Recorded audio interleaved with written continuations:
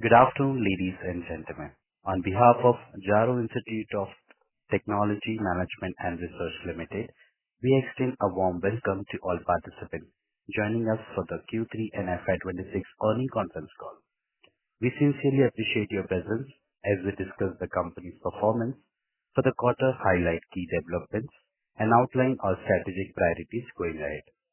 This conference call may include forward-looking statements based on the management's current beliefs, assumptions, and expectations as of today. These statements are subject to risk and uncertainties and should not be construed as assurance of future performance. As a reminder, all participant lines will remain in listen-only mode until we open the floor for the question and answer session. Please note that this conference call is being recorded. Should you require any assistance during the call, please press star followed by 0 to reach the operator. With that, I now hand the conference over to Mr. Sanjay Namdev Salunke, Chairman and Managing Director of Jaro Institute of Technology, Management and Research. Thank you, and over to you, sir. Thank you very much. I am Dr. Sanjay Salunke, and I thank you all for joining us today. It is always encouraging to connect with investors, partners, and well-wishers, who continue to believe in Jaro's long-term vision and journey. Joining me today is Ms. Ranjita Raman, CEO and Whole-Time Director of Jaro Education, and SAR Consultants, our IR partners. Over the past few quarters, Jaro has continued to evolve with one clear priority: to build a scalable education company that expands access, meets real industry demand, and creates lasting value. This direction aligns closely with the Viksit Bharat vision, where skilled professionals and lifelong learners are key to India's next phase of growth. Q3 financial year 26 was a quarter of strong execution for Jaro, and it carries added significance for us. This quarter marks the Institute's second financial results following our initial public offering completed in September 25. During the current quarter, we continued to make steady progress across our strategic priorities, program portfolio, and institution partnerships. Our efforts remain focused on expanding access, strengthening relevance, and building a future-ready learning platform. One clear example of this progress was our regional expansion. With the addition of centers in Kolkata and Indore, we are able to reach deeper into Tier 2 and Tier 3 markets. These markets continue to show a steady and growing demand for structured professional education and is becoming an increasingly important part of how we think about skill and reach. It also showcases the democratization of education. Profitability has always been a core principle for Jaro.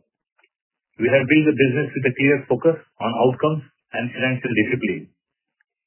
As we grow, our approach remains measured and deliberate.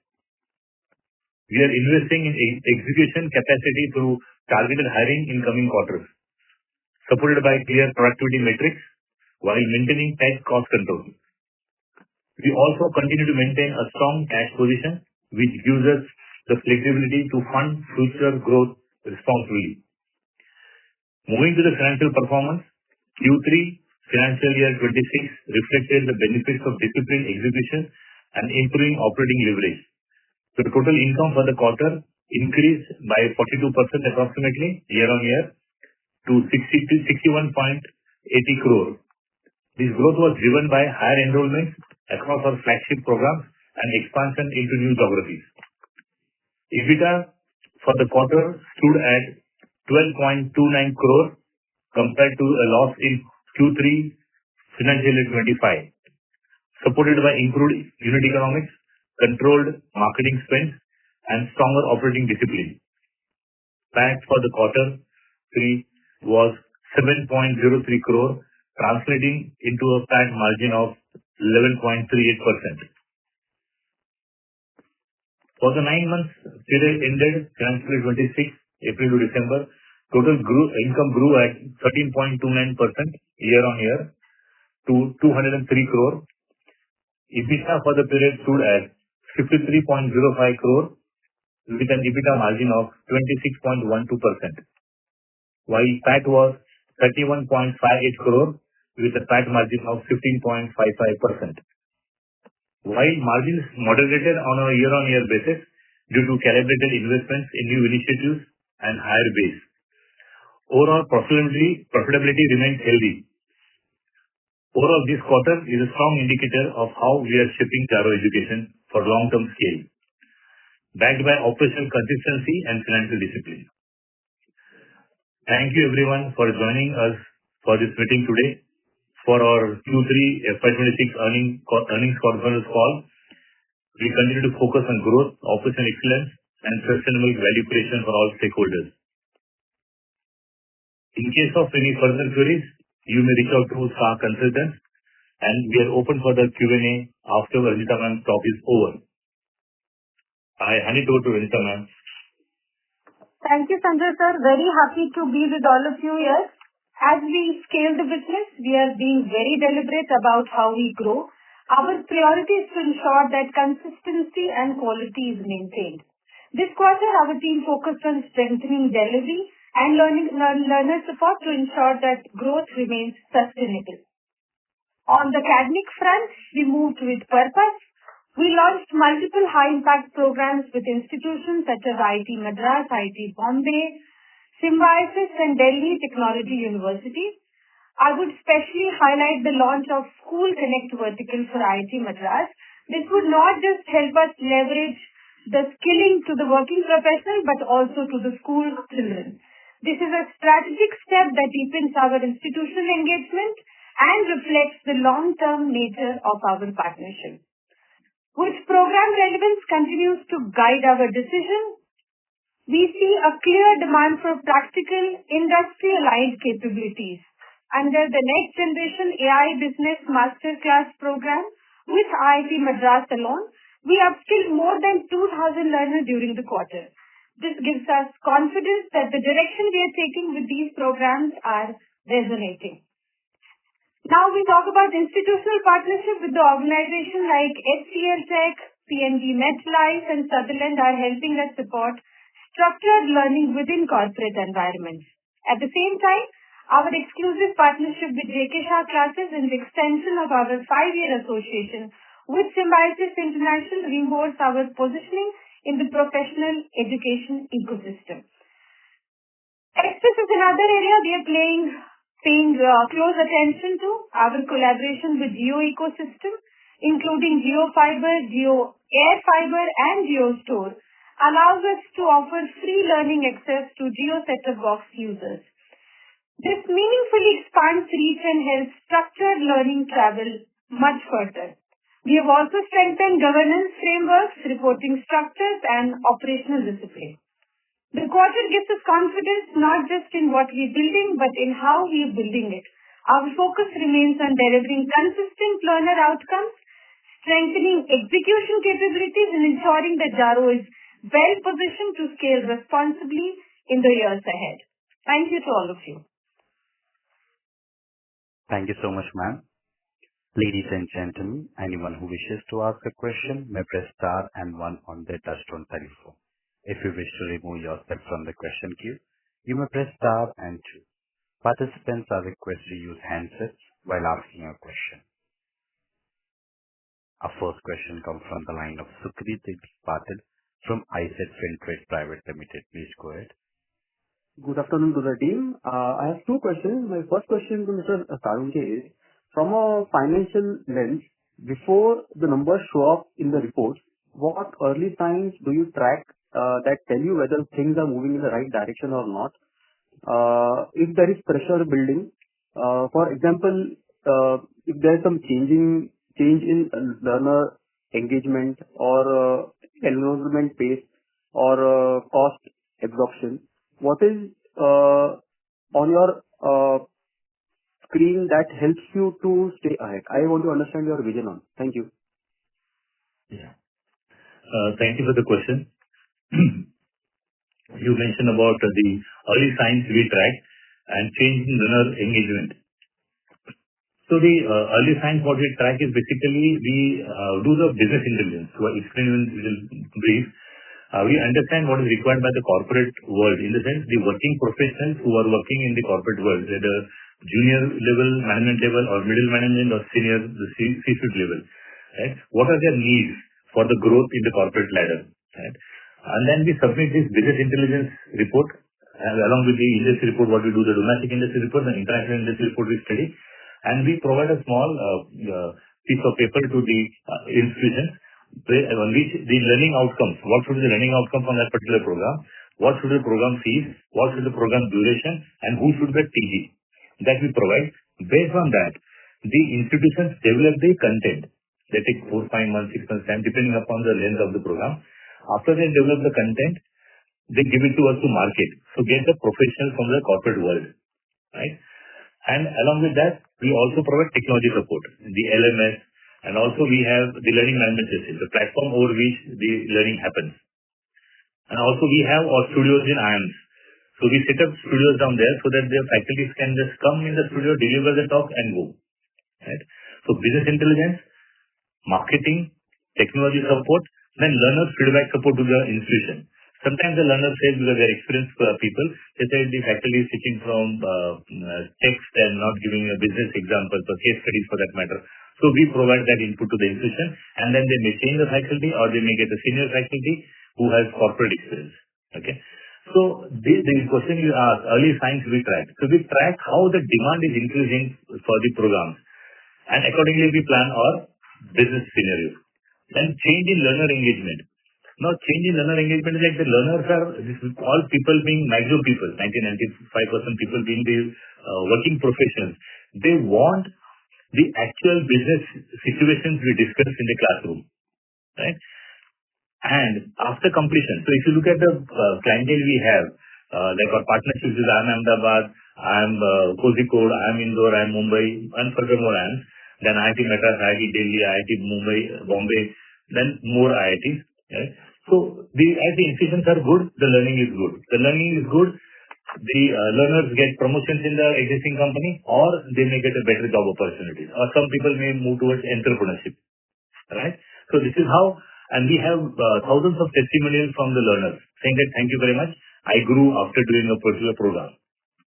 Thank you. I stop here. Did I answer your question? Anything more? Yes, just the extension to that. But my second question is to Mr. Raman. As Jaro expands its education programs, I would like to understand what are the main trade-offs you are juggling right now between launching new courses, scaling faculty, and keeping the margins steady. And if something shifts, like a similar extension to my previous question only, again, and if something shifts like demand patterns or pattern expectations, what kind of internal signs would tell you that it's time to rethink your working priorities? Just want to understand your view on this. Sure. I think the second part of the question answers the first part itself. Now, I would like to bring your attention towards the demand pattern. Now, the tracking of demand pattern goes with the change in the new job roles in the contemporary corporate ecosystem. While we start tracking the kind of roles which are needed, that gives us a sense that there's a need for us to change the program direction as well. Now, what the internal signs that we identify, so let's say if we offer 240 plus programs, we have to keep looking at revisiting those programs if they remain relevant, or we need to add on, include, exclude it from the portfolio. And that then helps us keep the pattern as per the industry demand and keep building the education ecosystem for corporates. Just to add on to what ma'am said, you mentioned about keeping the margin steady. Not only keeping the margin steady, our efforts are towards improving the margin. So in this, there are three basic activities that we do to get the enrollment. One is the performance marketing.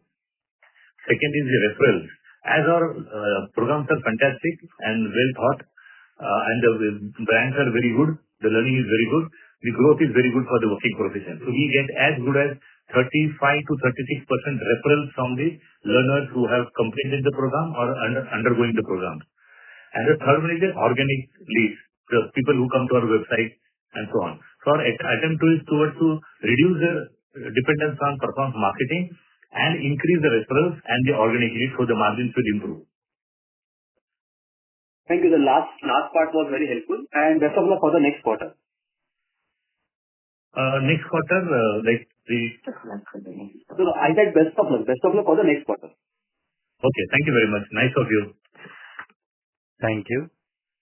Our next question comes from the line of Disha from Sapphire Capital. Please go ahead. Hello, am I audible, sir? Yeah. Yes, sure. Yes, thank you so much for this opportunity. So just a couple of questions. So for the 9 months FY26, I think our admissions roughly are about 24,000. What will be the target for FY26 and how do we see ARPU panning out? Okay. I will answer the second part. The ARPU has almost doubled in last 4 years. So from 43,000 to almost 84,000 approximately. Right? And what was your first part? The question of 9 months 26 you asked. Dishaji, can you repeat? The number of admissions that we target for this year. I don't know whether I can give the projections or, but the quarter 3 had almost 40% increase in the enrollment admissions. So I do not know whether I can give these projections for quarter 4, but you can, that's an indication of. Overall, I can say that growth would be in the range of 20-25%. Okay, alright. And for this ARPU, as you said that the ARPU have almost doubled. So do we expect that this range to sustain? Yes, not only sustain, the ARPU may increase basically because we realize the efforts put in for the lower fees by admissions and the effort put to the higher fees. Like for example, if the program is say of 2 lakh rupees and the efforts put in and the program is of 3 lakh rupees and the efforts put in are not 50% increase, but just marginal increase. So our focus is towards more and more higher fee programs. But at the same time, we should not lose the TG which cannot afford higher fee programs. We also work with the lower fee programs. So ARPU will not only not remain steady, but ARPU will increase over a period of time. Okay, and what's the current proportion of the higher fee programs versus the low fee programs? You could share that? We can say something around 20%, maybe 30% could be higher fee programs. The higher fees are with AIMS and IITs and also institutes like Symbiosis. Right? Okay. So any sort of target you have, how much proportion you want to increase this to? Yeah. So, see, we have to cater to both the segments. The senior executives, the fees are something like, say, for example, AGNP program which Ahmedabad is at 9 lakh rupees approximately, right? Whereas the lowest fee program could be with Wellinger at around 1 lakh rupee. Right? So there the variation is quite big. So it depends upon the whether the program is for the junior management level, middle management level, or C-suite level. Right? But we don't want to lose a crowd at all the 3 layers. So that's why we stay focused. But overall, I can say the ARPU will keep on increasing. Okay, and in terms of your margins, what is the steady state level that you expect going ahead? Okay, so you know EdTech industry, yeah? So you all look, you all are analysts and all people, you know better than what we understand because we know our company more. Okay, but our EBITDA had been passed also in the range of 30%, and our PAT had been in the range of 19 to 20%. So we hope to sustain that. Yeah. We'll try to improve. Okay. Yeah, please. Yeah, and also your CAC, I see this quarter has gone up quite a bit. So can you explain what were the reasons for that and going ahead, how should we look at this number? What happens when we take a new partnership, the CAC is on the higher side because it's a new marketing, right? So once the performance marketing gets optimized, the CAC will go down. Yeah. Okay. Alright. Okay. That's it from my side. Thank you so much. Yeah. Thank you. Our next question comes from the line of Rachit from Avitas. Please go ahead.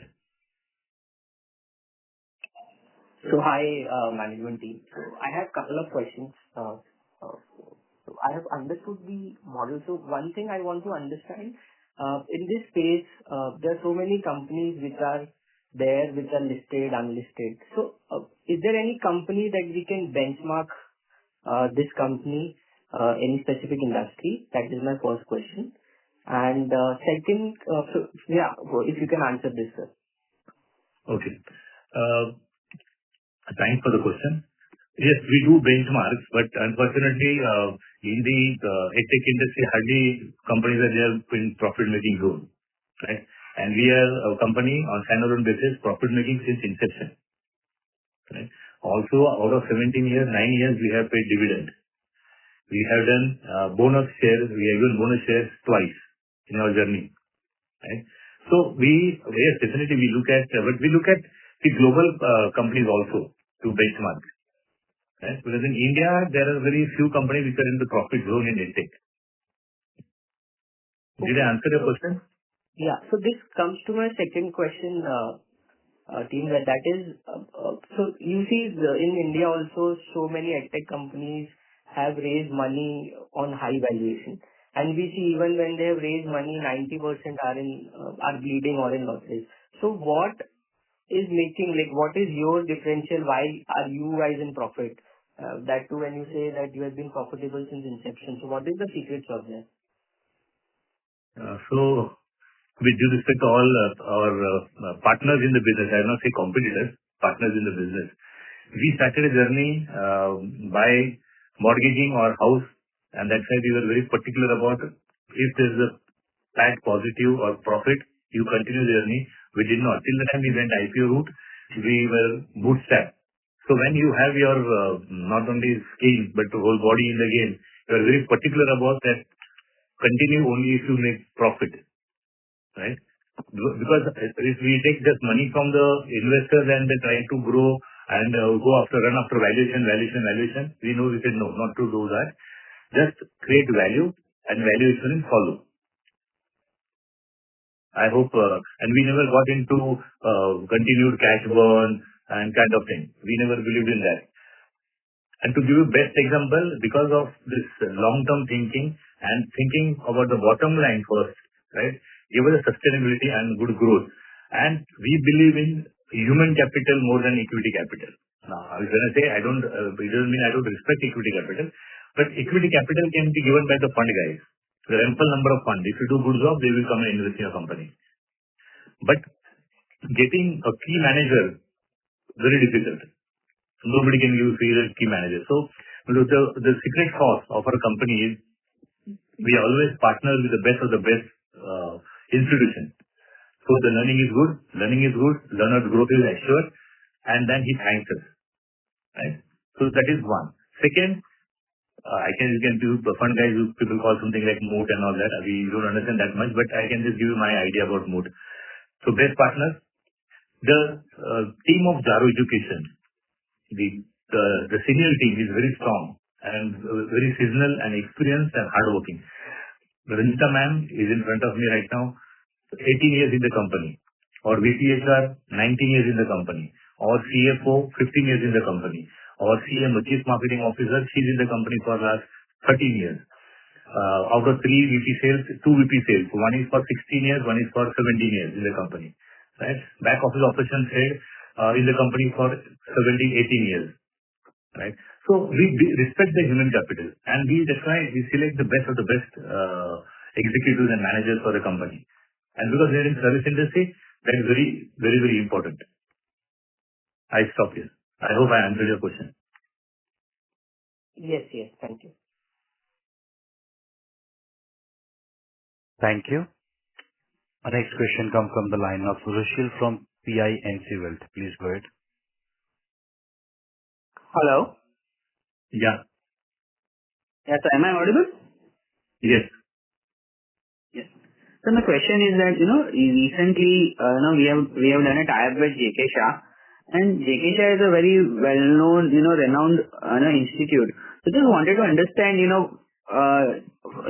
they have, why they have selected Jaro and what role Jaro has to play here, so that just wanted to understand thought process on that. So since they are a reputed institution, so why they need Jaro? Just wanted to understand how we are positioning themselves. Okay. Vishnu, thanks for the question. JK Shah, sir, understands that in the industry, who are the steady players, who are profit making and who are dedicated to the fantastic deliverables. And that's how they approach us. And we met together and we have taken exclusive partnership for the online part. Right? And that's a big vertical. And as you mentioned rightly, JK Shah classes are very reputed. They are in the market for the last 40, 41 or 42 years. Very respectable organization. And we are happy to partner because that crowd of commerce sim is approximately 4.2 million in the country, approximately. Right? So that will give us just a new vertical for us. And that will give us a big, good volume growth, which will start from, say, April or so. Right? And what is the differentiation? And they will be running the physical model, the brick and mortar model, the classroom model, and we will do the online part for them, the online coaching and tuition for that matter. So the content will be from their side, the faculty from their side, and our marketing capabilities will be used for the growth. And everybody understands now, future is online. I will just give you why the online has zoomed in last 4-5 years. The new education policy 2020. The government of India announced that the classroom degree, the conventional degree, and the online degree is at par, the degree or diploma. Because the content is same, the faculties are same, the pedagogy is same, the syllabus is same, then why differentiate? Point number 1. Point number 2, the government of India wants to achieve the higher education gross enrollment ratio, which is around 29 to 30% currently. They want to achieve it at 50% by 2035. So in the next 9 years, that big jump of 20%. And the developed nations, the higher education gross enrollment ratio is around 60%. So the ambitious target. See, the government of India understood that if we are to achieve this target, then going through the physical model of college or education institution is difficult. It will be humongous investment and time. So online is the best mode. And globally now everything is moving because of the tech advancement. And what has happened best, because of this technology advancement, and third part factor I forgot to mention, pandemic. Pandemic taught us to work from home, learn from home. Right?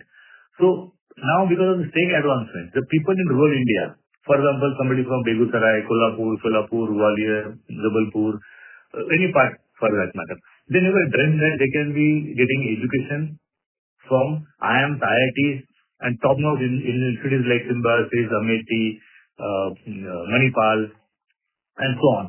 Because otherwise they had to come down to the cities, and that's very difficult, leaving the parents at the village or rural city, India for that matter. So now this education is available, and quality education is available. So that will definitely benefit the population in the rural India also. They will grow, and society will grow, the family will grow, and nation will grow. So that democratization of education will help us a lot. So, sir, just wanted to understand, since you're tied up with this JK Shah, so, who will be the target, I understand who will be the target customers, but which location, which geography we are gonna target, so are we gonna target in tier 2, tier 3 cities or rural areas, for this? Just wanted to understand that.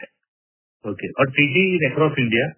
As I mentioned, the approximate population who is into that vertical of commerce around 4.2 million, so almost 42 lakh.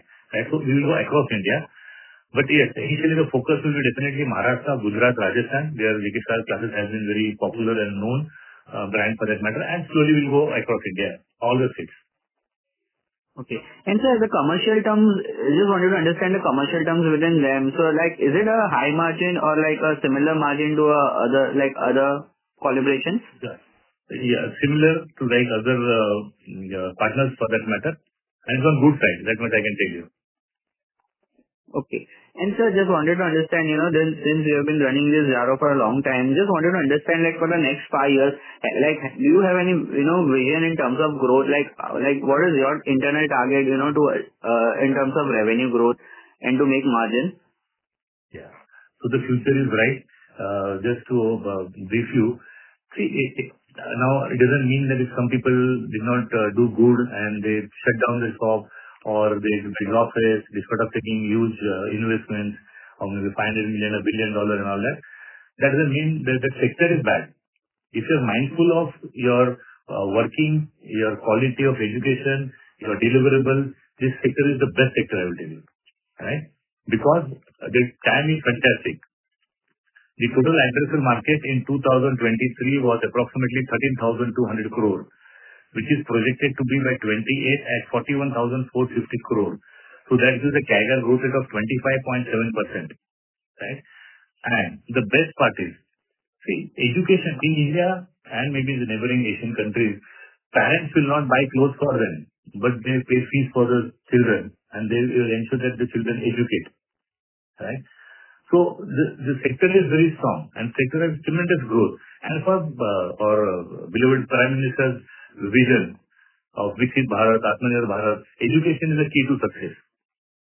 Padegi India to Badegi India. Now. Yeah. Is there any new collaboration like Jekesha in the pipeline? For the commerce, as is the exclusive partnership, we will try to work with them only right now. And let us see in future how it unfolds for that matter. But this brand will help us to grow good. And that your question of 4-5 years, that because I told you about the TAM, so the market is very fantastic industry and it is recession free. Furthermore, I can tell you, in recession, people will learn to get jobs. In growth phase of the economy, people will learn to get promotions. And now everybody has understood that we need to be perpetual learners. We take advancement so fast. If we don't learn every 2-3 years new skills or reskill, we will be outdated. And in India, people are focused on learn-earn model because maybe somebody comes from a middle class family or lower income group. So they have to maybe earn themselves, learn. Even I did that. Okay. I didn't have money for my higher education. So I worked few years, then I took higher education. So that earn-earn model is very popular in India. And all people are focused on educating children. So that's why this industry is fantastic. Only one has to be mindful about how do we work. So let us not run after doubling and tripling the top line, 200, 300%. Grow 25, 30%, 35%, no problem. But look at the bottom line. Bottom line has to improve. Thank you very much. Are we going to focus only in commerce segment or like we are also looking for other segments? No, we are open to all the segments. Like for example, we are already into tech with IITs, in management with IIMs and other universities for that matter. So this being a commerce stream, it has a more population. Like we say, future line at the bottom of pyramid. Late C.K. Prahlad sir said that. Right? So down the pyramid, there is a big base. So the population is huge down there. So that will add to our top line or bottom line, everything. And sir, also there is a shortage of like people said that in the coming years there will be the shortage of like say basically semi-skilled workers like plumbers, electricians. So any thought process on your side, to look into this sector? See, we do not want to get into the blue collar middle job trainings and all right now. Right? We are focused on white collar. And that's why we started with higher education only. Now, after this few more questions, I will try you consultancy. I'm just joking. Okay. Got it, sir. Thank you, sir, for answering the question. Yeah. Thank you. Thank you. Ladies and gentlemen, in order to ensure that the management will be able to address all questions from the participant, we kindly request you to limit your question to 2 questions only per participant. If you have a follow-up question, please rejoin the queue. Our next question comes from the line of Shubham from Class 1 Capital. Please go ahead. Yeah, thank you so much. Hi, Mr. Salunke. First of all, congratulations on the strong Q3 results. Thank you. Hello. Yeah. I have 2 following questions with you. I understand the basic of your business model, which you guys explained. But can you please explain it in this more detailed version of it? Okay. Yeah. And then I'll be asking in the second question once we finish this. Okay. So the business model is depending upon the partner institution's requirement, we work. Like somebody, for example, with IIT and IIMs, we do business intelligence. So we suggest what programs are going to be in demand from the corporate world, right? And after that, they develop the content. After they develop the content, they give it to us. We do the marketing, means getting the learner, right? Then, in case of IIMs, more of, they want we to support them on the technology side. So the LMS and the studios are in the campus. So I'm in the Ahmedabad campus. Inside the campus, we have 2 studios, and our IT manpower is deployed down there. So the faculty will come, give a lecture, go back, and we maintain the studio. So that capacity from our pocket. So likewise, we have 17 studios across India in various IIMs. So IIMs will keep 5 studios and so on. So depending upon the number of programs. So the business intelligence, technology support, marketing support means getting the learner. Now here, unlike the school and college for that matter, there in what happens after the 10, the student will stand in the queue for 12. After 12, they will stand in the queue for the graduation. After graduation, they may go for a job or they may go for higher education. So that path is very clearly defined. But in case of working professionals, we have to reach out to them. I think the noise is coming. So we have to talk to the working professionals. We have to counsel them, explain them how these programs will add to their profile and how they can grow in the corporate ladder. Like everybody wants to become the MD of a company or CEO of a company for that matter.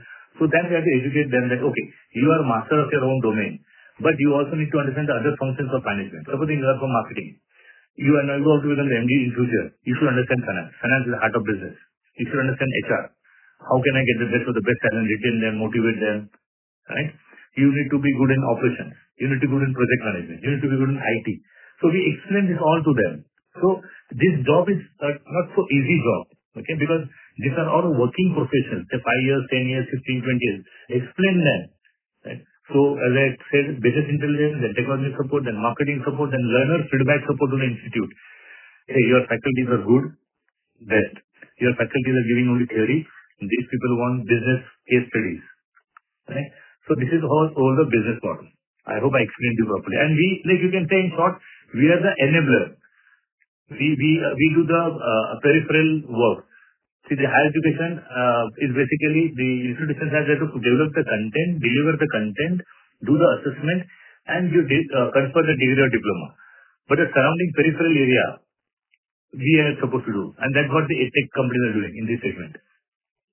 And because what happens, these institutions are good in delivery and content, but doing counseling for the corporate people and getting them is also a big task, right? And we also tell the education institutions, especially the management and the tech institutes also, that have faculty from corporate little bit, from corporate experience. Because you cannot teach concepts like merger acquisition, valuation from book. Even the faculty may be PhD. We do respect all academicians. Corporate guys know better because see, actually, if you heard about Ivy Leagues, Ivy Leagues don't give admission to anybody unless you have 5-6 years of business experience, working experience. Right? That is because then the understanding of management concept is much, much easier. And you can correlate the management theories with the business situation which you have been working in. I hope I explained the business model properly. Yes. That was very clear. Coming to my second question, are there any plans of entering into content development in near future? Okay. We initially, when we started our journey, we were also into the content development. Not only content development, the delivery, everything we did. But now that's why we are working with the Belgian and Russian institutes and universities, right? But now when we are working with the Indian universities and institutions for that matter, here in India, basically the UGC and the government of India says that, hey, the job of the content development delivery is an institute and university. Right? Supporting roles you can do. Now, and they are also thinking now that content development can be done by the private companies. That if that comes now, the discussions are going on. Right? The government is very progressive. So once that is allowed, we will immediately jump into it because we have that capability already. Got it. I think that's it from my side. All the best for the next quarter and thank you so much. It's about 5 Power, your company name you mentioned about. It's Blackpool Capital. Okay. Yeah, thank you. Thank you. Our next question comes from the line of Apurva Singh from Panchtantra Investor. Please go ahead. Hi team, congrats on the numbers. I have 2 questions. Actually, first one is regarding your guidance which you gave. After Q2, it was 85 crores for this FY26. And 9 months you have only done 31.5. So do you think we can achieve that still, 53 crores of PAT in Q4? We did mention about 85 as a figure, first of all, right? And the second... So you have mentioned ET now interview 2 minutes 7 seconds. Exactly, you have mentioned 85 crores, sir. Q3. Yeah, you have mentioned FY26, 85 crore PAT. FY26. Yes. And it was in your last Q2 ET now interview, 2 minutes 7 seconds. Timestamp. Okay. You're talking about year as a whole. So Sunday for you, man. Yes, sir, 85 crores. So for that, you need to do Q4 53 crores PAT. Will you be able to achieve that? Yes, we are best. We'll try. And then we'll see now, because we are hiring is up now. We have already given 600 offers to the development executives. So we'll try our best. Okay. So basically right now you are not clear on that, because there was a guidance very clear. It was a very sharp guidance saying that 52 crores from FY25 will become 85 crores. So that is the reason I'm asking. Second question is that out of your complete student profile, have you started looking at objectives? Why do they want to join you? Outcomes in terms of transition, acceleration in their career, or professional confidence? Do you have the bifurcation? Hi, I would like to answer this question. Yes, while we enroll students, we also map their journey. What happens after their enrollment, what kind of learning outcomes they're getting, and is it helping in career transition or improvement in their roles within the organization. And we have been able to successfully see more than 70% of the people getting benefited out of it. And hence it builds a strong traction, also giving us higher referral leverage, students coming back and referring us to their friends, colleagues, and industry peers. So we've seen a great improvement with the help of these programs. Ma'am, can you objectify how many people join you for transition and they want a job out of it as an outcome, and how many people join only for upskilling? And what is the percentage outcome achievement in both these segments? Sure. So this is about 30% of the people, they look for career transition, 70% to upskill themselves, will remain relevant to the industry and to their jobs. And to a very large extent, more than 70-80% of the people are able to achieve their success goals that they set for it. Got it. So basically you're saying 70% of people are only joining for upskilling, only 30% are joining for looking for a job. Career transition. Correct. Okay. And now, what is the focus and what is the company in terms of strategy, in terms of making the outcomes from 70-80 to larger than 90%? Because I think at the end of the day, in any tech company, eventually outcome is something which will, it is long dated, but it is something which will reflect, because that is the only thing. Yeah. I'm very happy to know that you understand the industry and the objectives so well, and that helps me describe the same in a better fashion.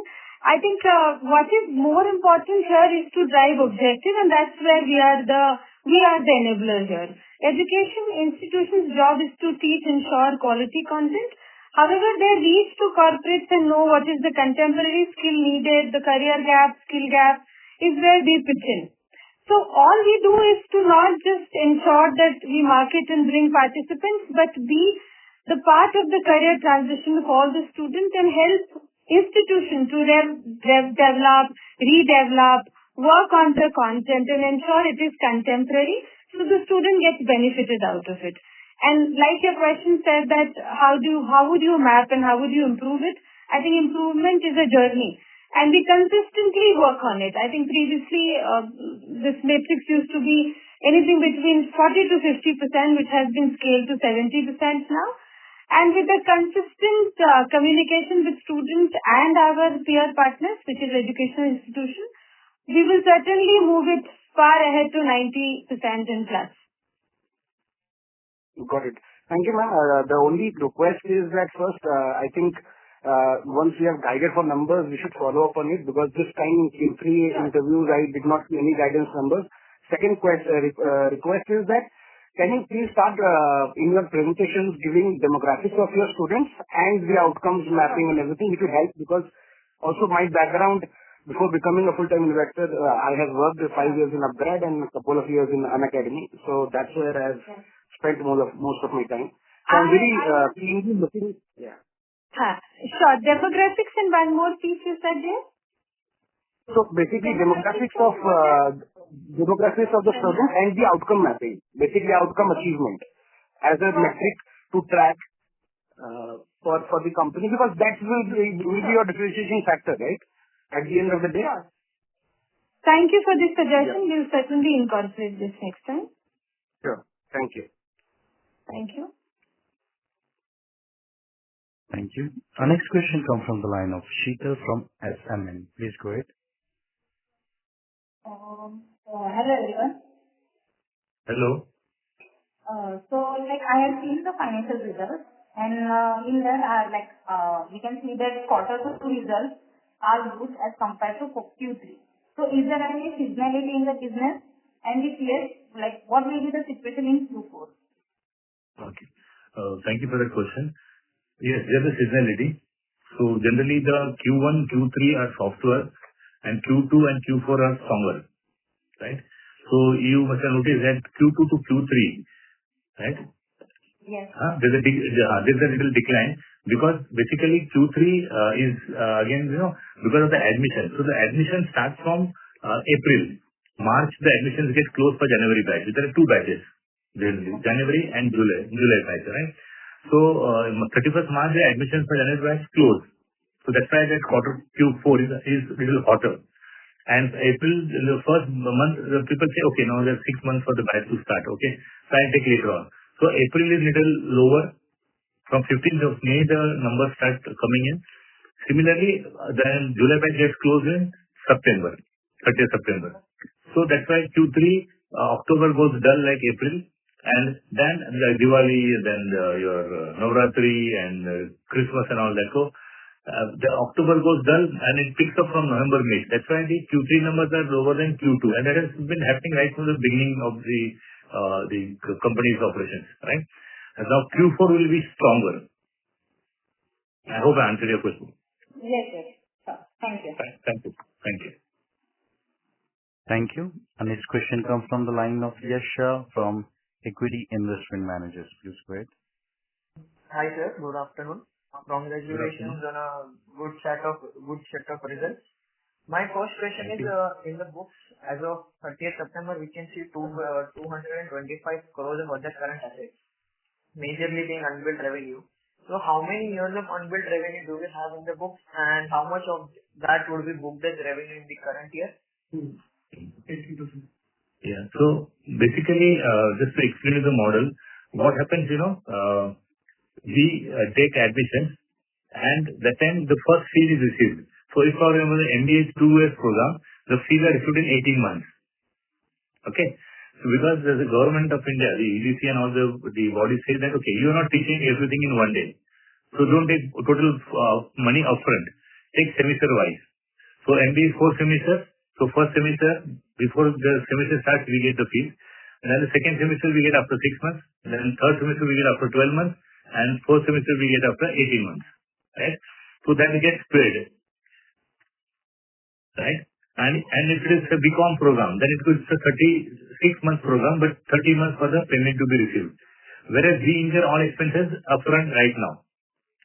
But the best part is, in our booking of revenue, we consider the previous historical cancellations. So what happens is the 100 learners, in case of IIT IIM, the completion rate is as good as 95%, 96%. Right? In case of MBA, it varies between 85% to say 86, 87, 88%, depending upon the institution. So when we book the revenue, we consider a historical cancellation.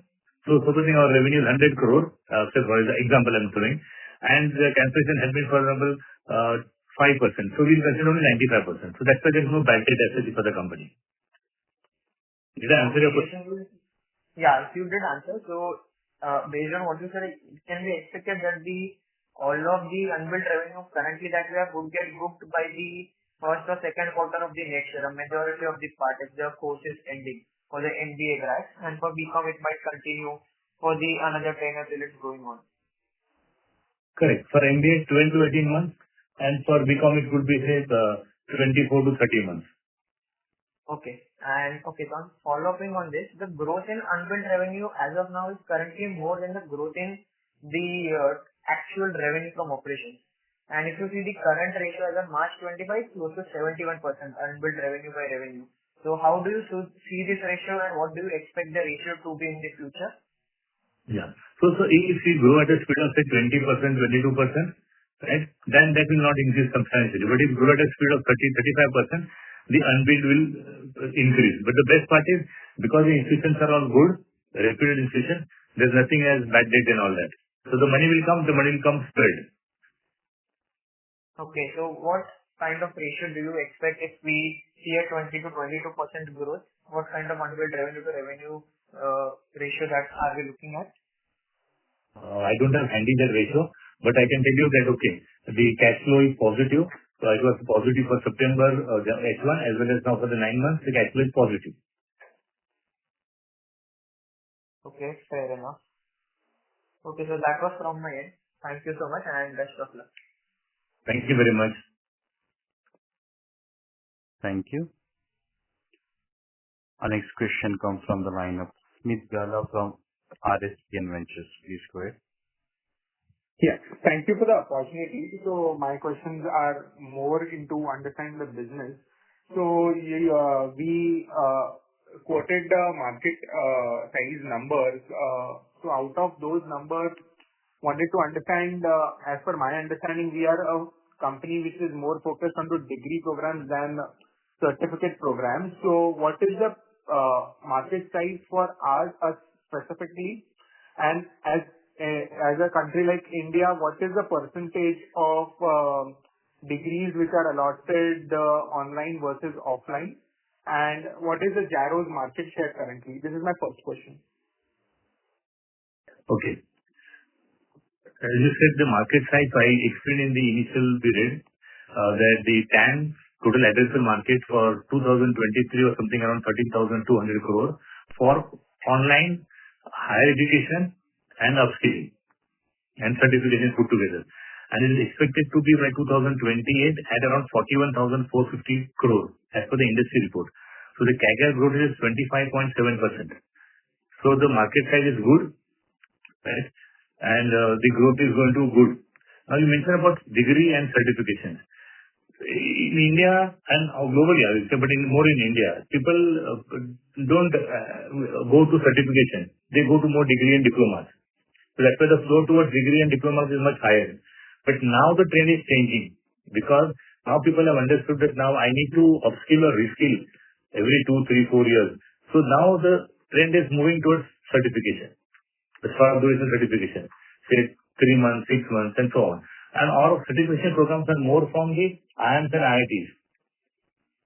So, but they are very particular about the batch size should not be more than 70, 80, or 100 students. Right? And now the other way the trend is changing. Earlier the IIMs and IITs were only giving certification program, and that to the size of exhibition was too large, but now it is increasing. Now the IIMs are moving towards the degree also for the online part. So, but it is not pure online, it could be hybrid. So the IIM Mumbai has launched executive MBA 2-year program at 15 lakh rupees. IIM Nagpur has launched at 2 lakh rupees executive MBA program. It's a weekend, and for the immersions, the working professionals have to go down to the IIMs. So I hope I answered your question. So the couple of parts to my question I still want more clarity on. What is the ratio of online versus offline of the total number of degrees which are allotted in a full year in India? I don't have that And number. the Jaro's market share in the whole market. Yeah. So Jaro's market share, if you compare, I do not know the right now. I give the number of our TAM is 13,200 crore as on 23. 28 it will be 41,450 crore. So currently, even if I assume, say for example, it is around say 25,000 approximately, right? So then our share could be somewhere around maybe 3% or so. Because the gross fees value, GMV, the gross merchandise value for the FY25 March, our top line was 252 crore. It was our share, but actually the fees value was around 625 crore, right? So if you go by that number, I think we should be around 3% of the market share. Okay. And the ratio of online versus offline? That I don't have handy, but we will send it to you, the information through SAR, because that is a different order, that volume we have to share. But definitely the classroom model is much higher than the online right now. But they will change in next 3-4 years. Okay. My second question is there any involvement where does Jaro play in designing the courses, and how are the new courses developed? Does Jaro recommend any courses that the educational institutes should begin based on market survey or inquiries it receives, or it is fully under the control of educational institutions to decide? See, now initially when we started our journey, we were working with some institutes and universities. Okay, and then the openness to acceptance from the partners like us was not so high, right? But slowly when the people realize that the IIMs and IITs are receptive to our ideas and to the program suggested by us, then they started saying, why don't you give that input to us also? So we said, we initially offered you, but you did not take it. But no. The IIMs and IITs are taking their ideas of what program we should launch, what fees, what duration, what learning outcome the program should have, and for whom it should be meant for. Right? So then we started giving to the universities also. Like I told you that in the earlier question, that now we are told these people that we should have corporate experienced faculties. But unfortunately, academic world does not have too many corporate experienced faculties. But then now they're taking on, say, for as a visiting faculty for the lectures. Yeah, please. I'm going to require. I'd be happy to answer this question. So the role that we play with most of the educational institutions other than university, which are the premium one, and you very well know that we work with global finance institutions, our role is not just marketing, it's the course design becomes the first one. So the idea is to first do a market research and share them a plan of what are the kind of programs which are in demand, and with mutual understanding, we co-create the courses and the content. So that's how our role has been so far in this landscape in business. So generally, to add on to this, generally the match of the programs are from our side. We suggest the programs. Unless until they have their own programs, like MBA is there, so we only use the corrections or suggestions on an MBA. That's all. Okay. One final question from my side. What is a typical student of Jaro look like? Are they working professionals or they are graduates looking for an upgrade? And finally, for just a bookkeeping question, on a staggered basis over 3 to 5 years, are we looking at 25% plus revenue growth and 20% PAT margin? Yes. Now I'll answer the first part. Maximum of our learners are working professionals. So I would say something around maybe 88-90% would be working professionals. So that was first part. The second part, what we're talking about, and because people come to online basically because they don't have time. And this is, you can study from anywhere, anytime, and affordable. And now while the trend is again improving towards online and increasing, I'll give you a good example. The programs, as the government of India says, that online degree diplomas and the conventional degree diplomas are at par, right? Because the content is same, the faculty is same, the pedagogy, syllabus, everything is same. Then why differentiate? Correct? So that's why the acceptance of corporate has gone up. And the working professionals, as they already are working, so for example, working in accounts and finance and doing MBA in finance. So he has already worked for 3-4 years, or 5 or 6 or 10 years. And then he knows about the subject matter. So it is much easier and he can correlate from the working to the theory. And that's why it's much easier for them. And the fees are very low, 12-13%. So if the MBA from a reputed university is at 20 lakh rupees, online is just 2 or 2.5 lakh rupees. So it becomes affordable and you can online learn. I hope I answered your question. Yeah, on the last part of my question on the numbers. So The growth, I don't want to project too many things right now, but the growth will be definitely good, and 20 to 25% is not a difficult task because the acceptance for the online is increasing day by day. Okay. Okay. Thank you. That's all from my side. Best of luck for the future. Thank you. Thank you. Our next question comes from the line of Gunmin Kohli from GSP Capital Partners. Please go ahead. Yeah. Thank you for the opportunity, and congrats on hosting your first call after the public issue. I had a couple of questions. One is, first one is, how many partner institutes have we added in the 9 months, and what is the number of partner institutes we sit at today? Second question would be, what is the take rate for us for the online degree versus the certificate course and the blended take rate? That is what I want to understand. And lastly, if you can just throw some light on the operating margins. We've seen that, there has been some rationalization in this financial year. So how are you seeing these costs run up over the next, say, 12 to 15 months? And what is the plan to, take these back to the pre-existing 30% levels? So those are my questions. So, Gunmin, I got lost in the multiple points you asked for. Okay. So can you just give me again, I want to understood number of institutions added. How many we've added this year in the 9 months, and what is the total number right now? Okay. How many added in total number right now? 1 second. So this year we have added 4. One is IIT Bombay. Second is Delhi Technological University. Now this JK Shah and the Harvard Publishing. So 4 added between April 25 to December 25. And the total number stands at 32 right now. Okay. So this was 34. So have we seen any drops in institutions? Not drop, but some partnerships we left. And we thought of adding, like Harvard is a good partnership. That's why we thought of taking foreign cities more. IIT Bombay is also fantastic. And Delhi Technical University is also very good. So the one who could not deliver properly or did not have any great content for that matter, we left. Okay. And how much of our revenue was they part of, which we dropped? They were hardly negligible, not great. Got it. So my second question was on the take rate. What would be the blended take rate right now, and what is it across online degrees and executive learning? Okay. So out of the total pie, say for example 100 points, 82% is for the degree side, and around 17-18% is towards the certification side. Yeah, I want to understand the take rate. Okay. All share you're talking about? Yeah. Yeah.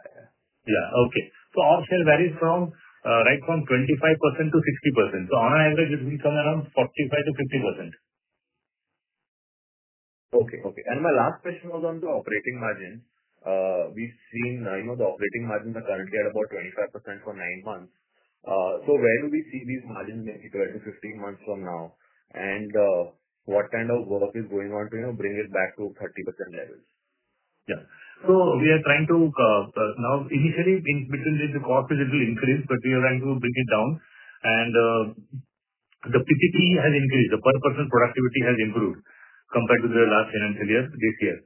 And we'll keep on increasing that. And we're trying to reduce our dependence on performance marketing. So that will again improve the margins.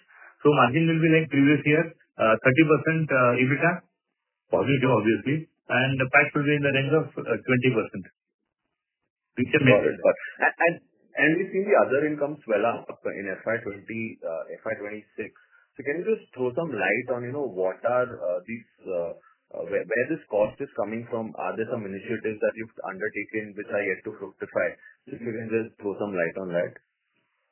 So the other income is the interest on FD. First point. Other expenses. Other expenses are that includes performance marketing and referrals. Yeah, so we just noticed that that intensity has increased a little. That's why our margins have eroded a little. So I wanted to understand what measures we've taken and how long will it take for these to fructify for us to come back to the old levels of 30%. In order to motivate the employee base, we increase our incentives little bit, so the employee cost has little gone up, and the performance marketing increases little when the slow period is there. Like slow period is in quarter three. Now in the 9 months, the 2 quarters are softer, like quarter one and quarter three. Therein the marketing spend goes up. Now quarter four will give us a better PPP, product per person productivity. Obviously the margin will increase in quarter three. Of this 9 months, 3 months were good. The Q2, Q1 and Q3 were softer. That is repetitive every year. Q4 will be better. Now by end of the year, the margins will be better than what that's for 9 months. Got it. Thank you. That's it from my side. Good luck. Yeah. Good day to you too. Thank you so much. As there are no further questions from the participant, I would like to hand the conference over to Sanjay sir for his closing remarks. Thank you, and over to you, sir. Thank you all the investors, well-wishers and partners. Thank you for joining our Q3 FY26 earnings conference call. We will continue to focus on growth, operational excellence, and sustainable value creation for all stakeholders. In case of any further queries, you may reach out to as AAA consultants. Once again, thank you for being part of our journey. Thank you. Good day. Thank you so much, sir. On behalf of the management and the team of Jaro Institute of Technology Management and Research Limited, thank you for joining us today. We appreciate your time and participation. The conference call now stands concluded. You may now disconnect your lines. Have a great day. Thank you.